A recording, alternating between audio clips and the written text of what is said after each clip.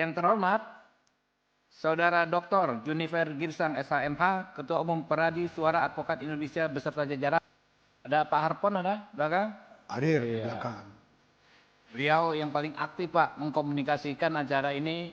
Kita kasih tepuk tangan untuk Pak Hariponto. Saudara Trimedia Panjaitan, Ketua Umum Serikat Pengacara Indonesia SPI beserta jajaran. Mana Bang Trimen? Waduh.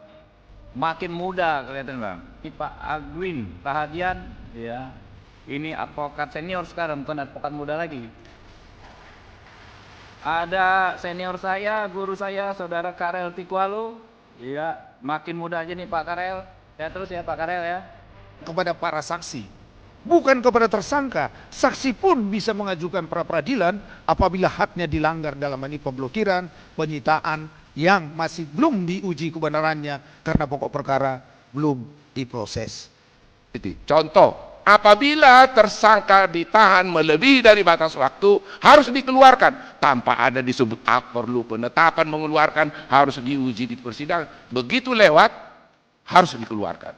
Itu fiktif positif, 100% paling murni. Paling murni, tidak memerlukan tindakan hukum apapun, harus dikeluarkan. Ini perlu dikaji supaya tidak lagi alat pra peradilan ini menunda-nunda menjadi bancakan. Juga terkait dengan obstruction of justice itu dikecualikan khusus untuk advokat yang bertindak baik.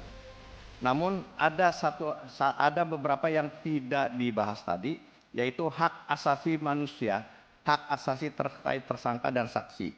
Tersangka dan saksi selama ini kalau diperiksa itu tidak dibatasi waktu atau durasi berapa kali. Jadi mohon maaf, kalau ada penyidik yang bodoh, dia akan memeriksa saksi atau tersangka itu bisa 1000 kali tanpa ada batasan, ya. Bahkan ada waktu, sehingga membuat si tersangka atau saksi ini tidak bisa bekerja mencari nafkahnya dengan baik. Itu. Kemudian terkait penahanan.